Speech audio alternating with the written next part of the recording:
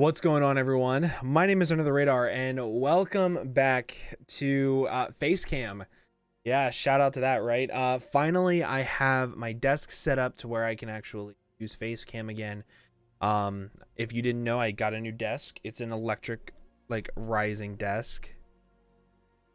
I know it's kind of difficult for you to see how little the camera's shifting, but it's shifting quite a bit for me, and that's pretty awesome. So this is going to be the UPBA. It is a new league for me. I have never competed in the UPBA before, but I know a lot of people who have, primarily JV.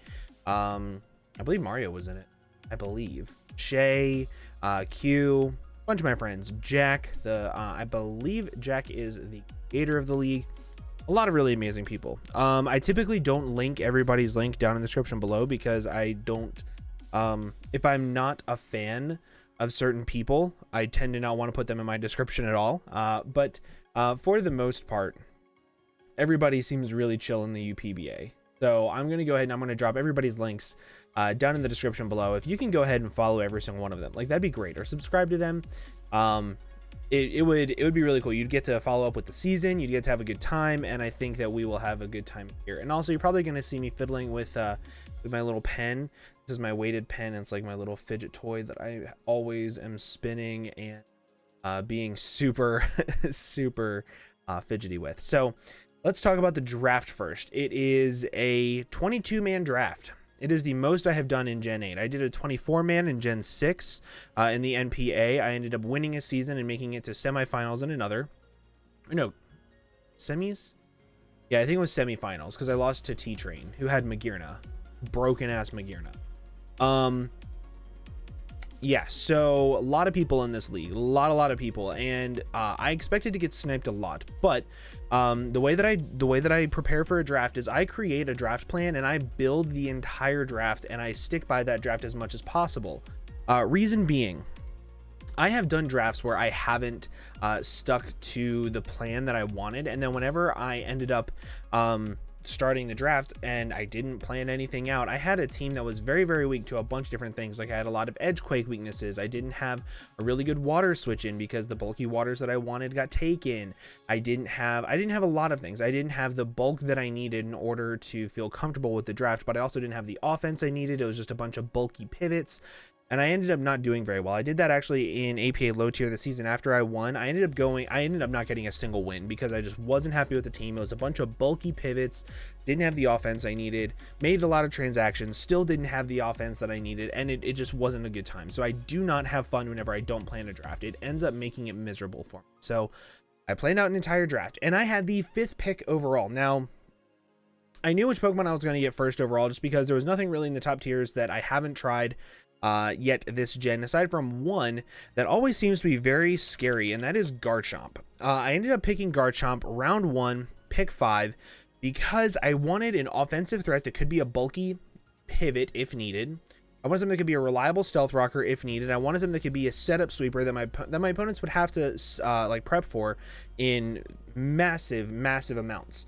And the setup threat to it is going to be Swords Dance, Scale Shot, Earthquake, and then coverage move of choice. Poison Jab, Dragon Claw, something along those lines. Very, very, very powerful Pokemon right here.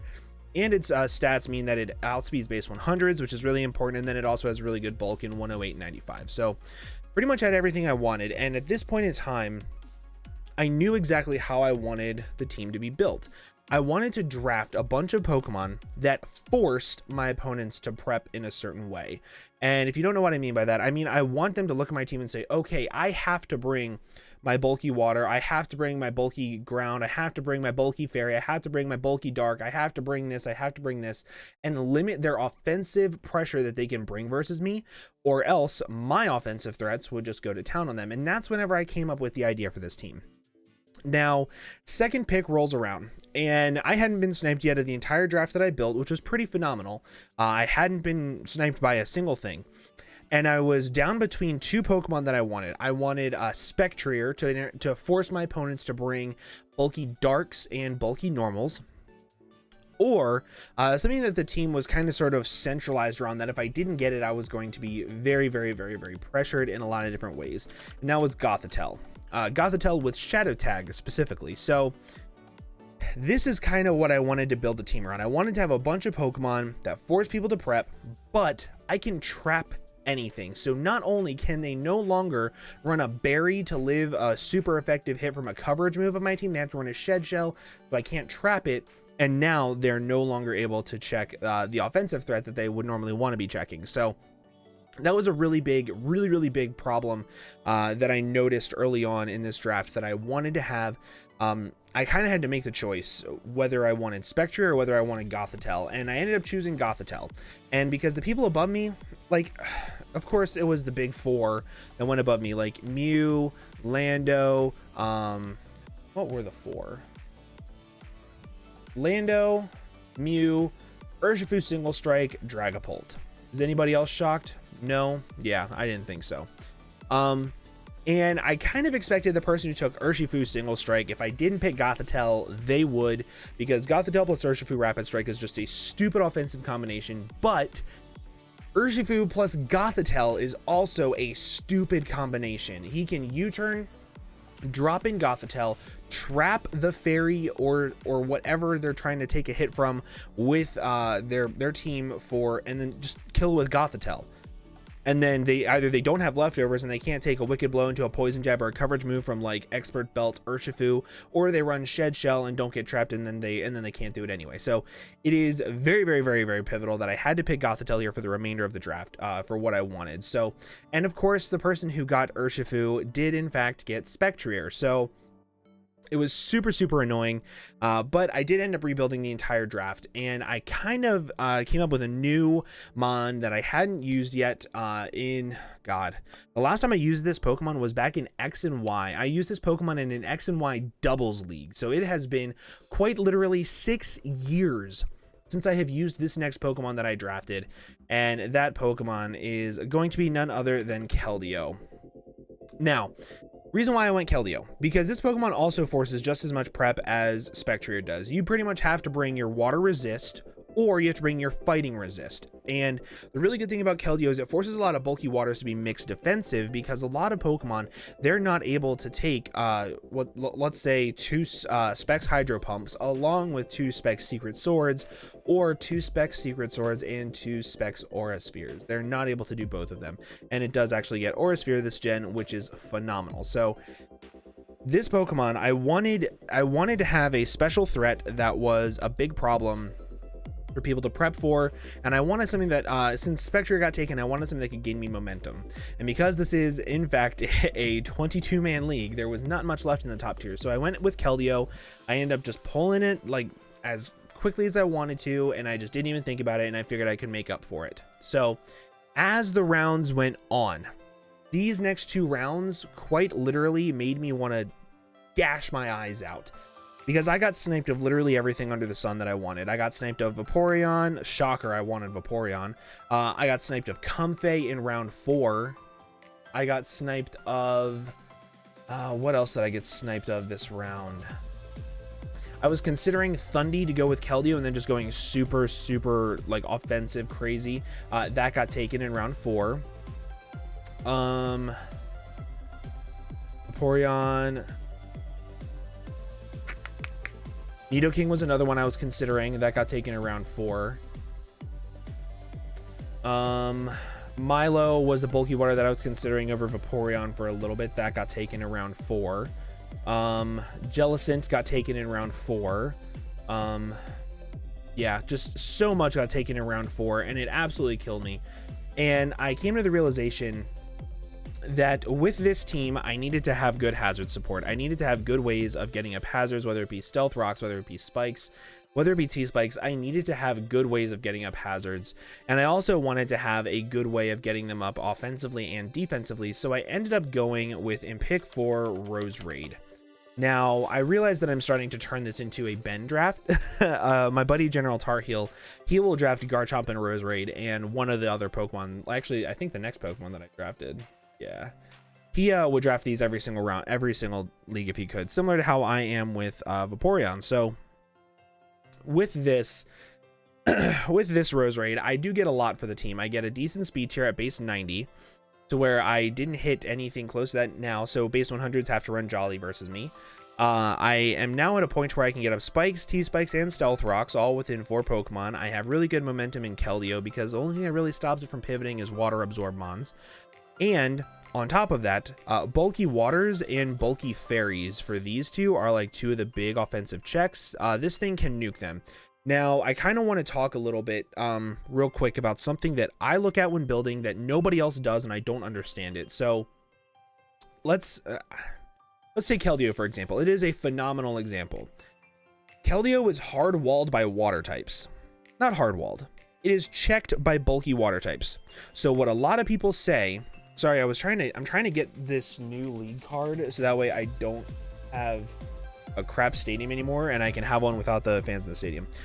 So what a lot of people say is get something that pressures bulky water types. Get a Tapu Koko. That doesn't pressure bulky water types. That does not pressure them at all. They're never staying in versus a Tapu Koko. They're never going to stay in. How is that pressuring them and weakening them for the other members unless you have like massive amounts of hazards built up? So what I like to do is I like to say, okay, Keldeo is hard-walled by water types. What else tends to force in bulky water types that can then pressure them? And the first thing that comes to mind is ice type. So I like to pair Keldeo with an ice type that can also dual pressure it, force them to be either Spadef or Fizdef, and then get destroyed by one or the other.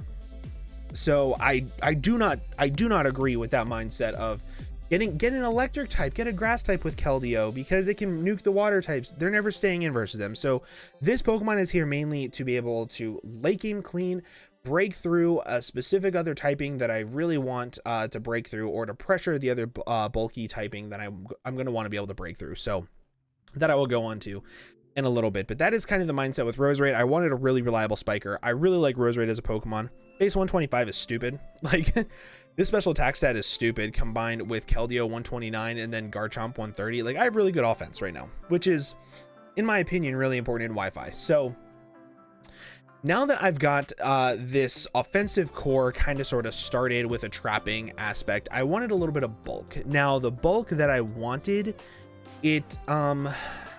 how do I word this?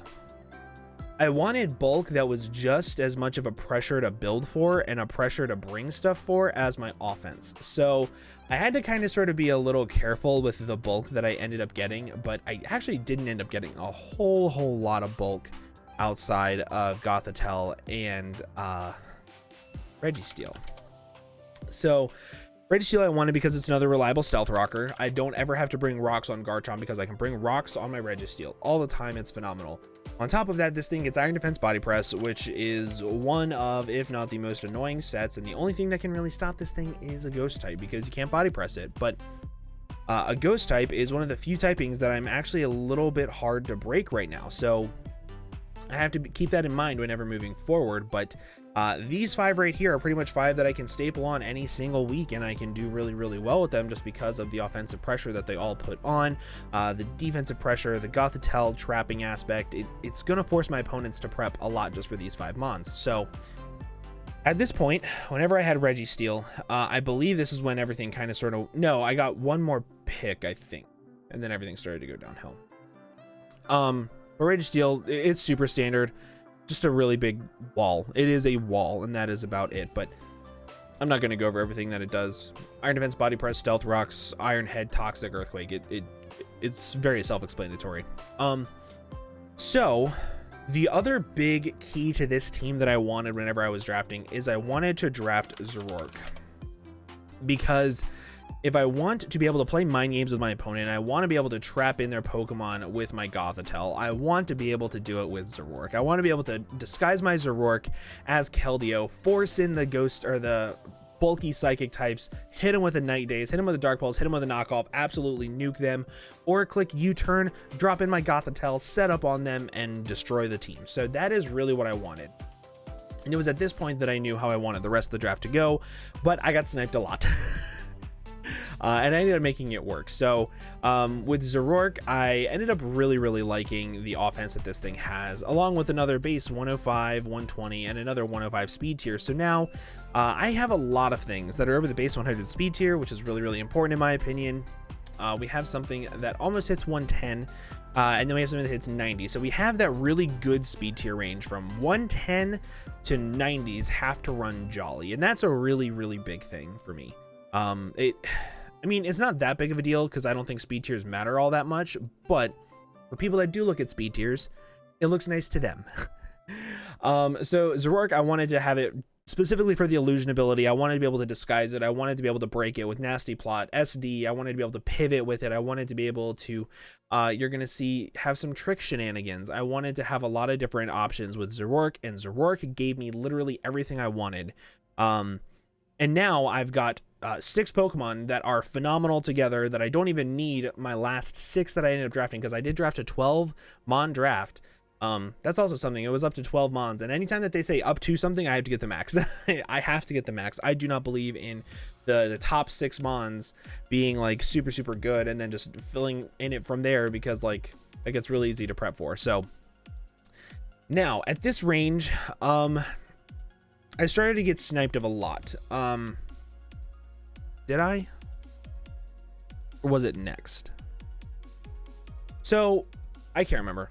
I'm going to show you how I picked it, but either way, next up, I wanted a fairy type because I know that a lot of teams are going to have really hard hitting dragons, and typically in large draft pools, dragons and darks tend to be what rule the metagame. It tends to be what makes everything really impossible to deal with, just because of the offense and the setup capability of most dark types as well as most dragons. So I ended up going with a very old reliable fairy in Slurpuff. Now Slurpuff I wanted for webs, I wanted it for wish, I wanted it for belly drum shenanigans, I wanted it to be an offensive pressure that my opponents have to prep for, or it'll sweep them.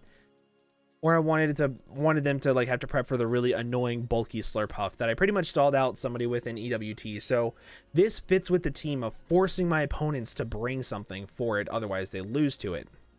Whereas something like, let me just pick something, something like a Frostlass. I believe that if you bring Frostlass and you don't prep too much for it, you're not usually gonna lose to it, because it is walled by a certain basic typing. So I don't think that that is a very heavy prep for it and you lose mon. I think Slurpuff with belly drum is a don't prep for it and you lose. So really good Pokemon. I like it a lot. I've used it before, used it multiple times. I think it's a lot of fun. So next up, this is where everything went to crap because at this point in time, my other 2 Pokemon that I wanted got sniped, but I traded for them in post, because I went to the people and I was like, hey, you sniped me, can I have it please? And they were both very kind to say yes, and I ended up picking some stuff for people and trading after the draft. So I'm just going to include what I wanted originally, but that all happened after this pick. Now this next pick I wanted, because as you can see just by these mons right here, Roserade with spikes and T-spikes, Registeel with stealth rocks, sticky webs. I have every single hazard. I have every single hazard right now. I'm really set, but I don't have a ghost type. So I need to have a way to at least prevent defog, because I know a lot of people are going to bring defog versus me because I love my hazard stack. I love it. It is something that I do. So I wanted to have a way of kind of sort of preventing people from defogging against me for free, but I also, at this point, really needed a ghost switch in because I don't have one. My dark type isn't bulky whatsoever. It's 60-60-60. It is not bulky. I do not have a good resist to ghost. So I ended up picking a Pokemon I, again, have not used since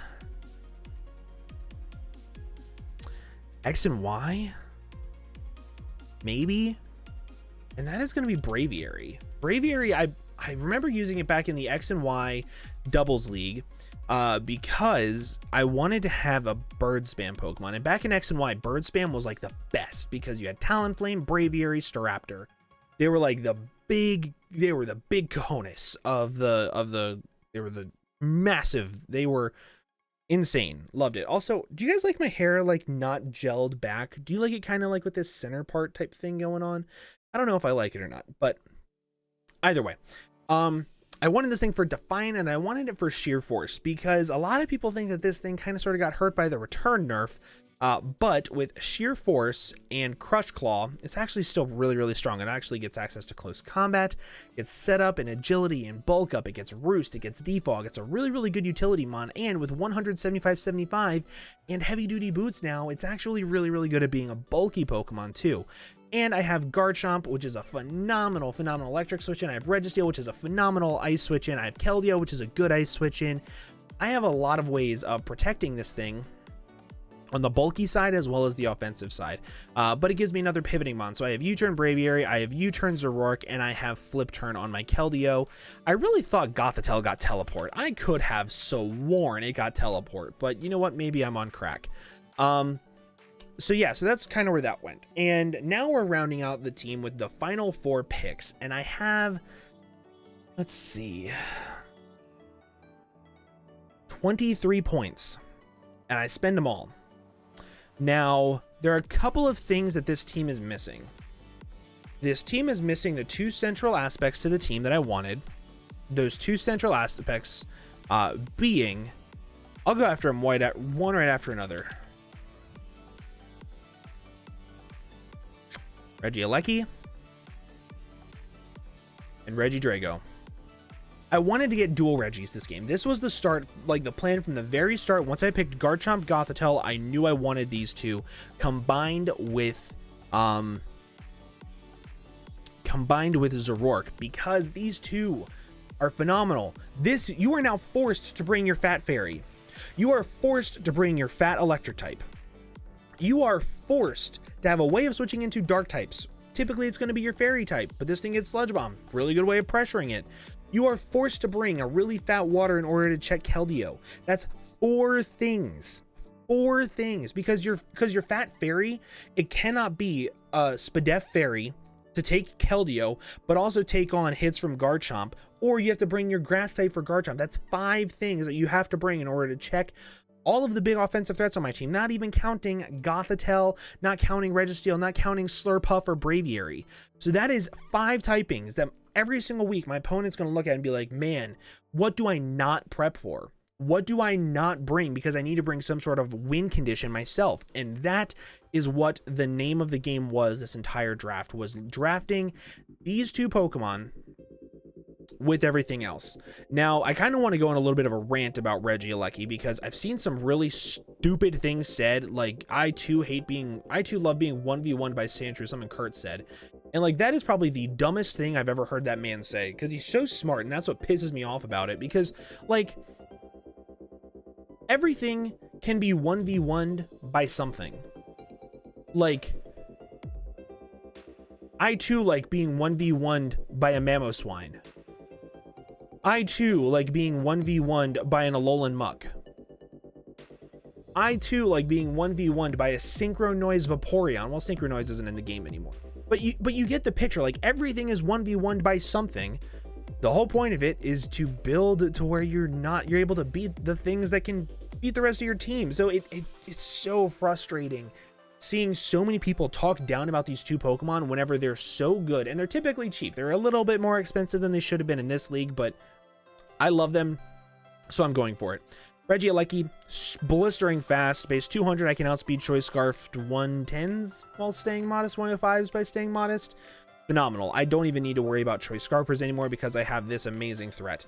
I don't have to worry about like Autotomize Celesteal unless it gets up 2 Autotomizes, and that's really difficult for it to do. Yeah, dual screens and rapid spin. So now I have defog here and I have rapid spin. I don't have the best hazard removal, but you know what? I have such good hazards, I don't even really care. And then Regidrago I really wanted to try out this season because with webs, I'm actually able to outspeed the vast majority of things and force a Choice Scarfer. But if this thing also gets a really important move called Dragon Dance. So with webs up, even Scarfers aren't able to beat this because of Dragon Dance. I can Dragon Dance up 1 time and I can click Dragon Claw. And on top of all of that, I have Trick Ring Target with Zoroark. I also can trap a ground. So like, let's say a ground type is in and I can't beat it 1v1 with my Gothitelle, I can trick a ring target onto the ground type to where I don't even really have to worry about it later on, and I can just kill with my Regieleki, and then I don't even have to worry about trapping anything. I just bring in Regieleki and I clean, or I trap the fairy type, like trick ring target onto it, and then I kill it with Regidrago. So I think the big thing about this entire draft is going to be figuring out what has the shed shell, right? Is it the shed shell? Yes. Okay. And then working around it from there. And I'm really excited for this, but we still have 2 amazing Pokemon left because this team is missing a lot. I just now got the really good offense I needed. On top of the offense I already had, I have decent bulk in Braviary, in Slurpuff, in Registeel, and Gothitelle, but I do not have a Dracovish switch in. For those of you wondering why I like Vaporeon so much, I never have to worry about Dracovish. I never have to worry about Keldeo. I never have to worry about any of these really offensive water types that just are never a problem for me. Ever. So I love Vaporeon for that aspect. But I do not have a really good way of dealing with it. So I needed a water Absorbmon. And I also needed something else that could potentially pressure steel types. And I wanted to pressure steel types specifically for the win condition of Roserade every now and then. So I ended up going with Lapras. Really excited for this Pokemon, if I'm being honest with you, because I've seen Ricky use this Pokemon a lot recently. And it's actually really, really unique. It has a lot of really good coverage moves with Body Press. It gets Curse, it gets Dragon Dance, it gets Ice Shard. Has a lot of really good coverage. So things like Lando, I'm not worried about being a setup threat and beating me. Things like Zygarde, I'm not too worried about. I have a lot on my team that can get me out of a sticky situation if I'm going up against it 1 week. So I really, really like that. And I have 2 points remaining with all of this. I have, like, just going down the list and checking things off, right? I have my Dragon, I have my Steel, I have my Fairy, I have my Dark type. I have my Water, I have my Grass, I don't have a Fire. I don't think Fire types are overly important as long as you get other really good things like a Ground type, which I have a Ground type. Really bulky Psychic type, really good Fighting type to be able to break through Darks. I have Wish Pass, I have a U-Turner, and I have Bird Spam, and then I have really good offense spam in Regieleki and Regidrago. I have my bulky Water. I have my somewhat offensive Ice type. 85-85 isn't bad. I have really good setup threats in Dragon Dance, Bulk Up, Belly Drum, SD Nasty Plot, Iron Defense, Calm Mind, SD, plethora of setup, and then SD Scale Shot. So I have a lot of really good setup threats. I have pretty good bulk, but the last thing I need is I need a way to force my opponent to prep even more. And I want to give a shout out to Team Knots TV. He helped me a lot in this draft. He helped me a whole lot. And I made a promise to him. I was like, if I was able to get the other 2 people to trade me Regieleki and Regidrago, and I had 2 points remaining after getting everything else I wanted, I would draft Shedinja. Because certain teams just do not care. They just do not care about Shedinja, and they will not run a Dark type attack on certain Pokemon. And that's where Shedinja comes in. With heavy duty boots, don't have to worry about hazards. I can literally bring this thing in and it might just never die. The only thing that might be slightly annoying is like a Toxic or a Will-O-Wisp or something like that. But either way, it's forcing my opponent to bring something on a mon that typically might not want it because of a Shedinja. So this is the team, guys. I'm really happy with it. I think this is going to be a lot of fun to build with. I don't think this is going to be like an immediate championship team. I don't think it's going to be a team that people look at and are petrified, but I do think this is going to be a lot of fun to build with, and I think it's going to be a blast to play this season. Week 1, we're going up against Lux. And I'm actually recording this probably like a month in advance because we drafted a little bit early, but yeah, so keep an eye out for that. I'm really excited. But with that, guys, I'm going to go ahead and get on out of here. Let me know what your guys' favorite member of the team was. I might cut and do like custom sprites for this, but I'm not 100% sure yet. So either way. Also, nicknames. I'm nicknaming everything after a horror movie. A horror movie antagonist or protagonist, I guess you could say, because they're the main character. And I wanted to name everything after a horror movie villain. And some of the ones that I already have that I wanted to add in. Let's see.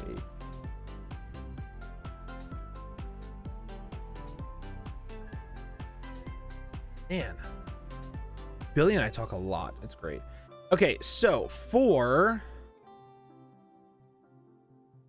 Garchomp, we're going with my favorite horror movie, the Saw series. We're going to name this thing Jigsaw. Gothitelle is going to be this, after the girl from The Ring. And then Regidrago is going to be Hannibal, because there is a movie called Red Dragon that is based off of Hannibal Lecter. Zoroark is going to be Red from the movie Us. And then Slurpuff is going to be Gluttony from the Seven Deadly Sins. And then I don't know if I can make this work, but I'm going to try to make this Pennywise. And that's kind of what I'm going to aim for, is going to try to make them all look like the killer from that movie. That's kind of what I'm going to aim to do. For like Garchomp, I don't know how I'm going to do it. I might try to make it look like Billy the Doll, maybe. I don't know.